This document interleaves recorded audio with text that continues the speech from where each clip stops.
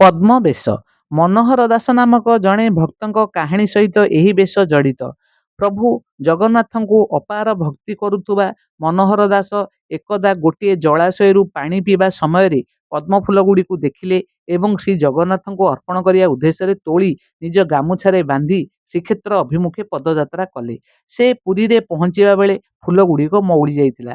ତଥାପି ସେ ଭାବବିହ୍ୱଳ ହୋଇ ମଉଳା ଫୁଲ ଗୁଡ଼ିକୁ ଶ୍ରୀ ଜଗନ୍ନାଥଙ୍କୁ ଲାଗି କରିବା ପାଇଁ ପଣ୍ଡାମାନଙ୍କୁ ଦେଇଥିଲେ, କିନ୍ତୁ ପଣ୍ଡାମାନେ ତାଙ୍କୁ ହେୟ ଜ୍ଞାନ କରି ତଡ଼ି ଦେଇଥିଲେ।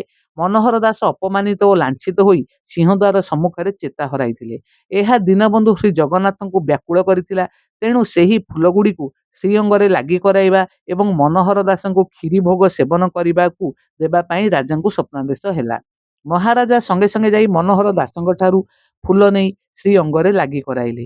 ଭକ୍ତିର ଶକ୍ତି ଓ ଭକ୍ତର ଶ୍ରଦ୍ଧା ଯୋଗୁଁ ଉକ୍ତ ଫୁଲ ଗୁଡ଼ିକ ପୁଣି ଥରେ ସତେଜ ହୋଇ ଉଠିଲା। ଏହି ଅପୂର୍ବ ଭକ୍ତିଗାଥାର ସ୍ମରଣାର୍ଥେ ପ୍ରତିବର୍ଷ ମାଘ ମାସ ଅମାବାସ୍ୟା ଠାରୁ ପଞ୍ଚମୀ ମଧ୍ୟରେ ପଡୁଥିବା ବୁଧବାର ଓ ଶନିବାର ଦିନ ମହାପ୍ରଭୁଙ୍କ ପଦ୍ମବେଶରେ ସଜ୍ଜିତ କରିବା ସହିତ କ୍ଷୀରି ଭୋଗ ଲାଗି କରାଯାଏ।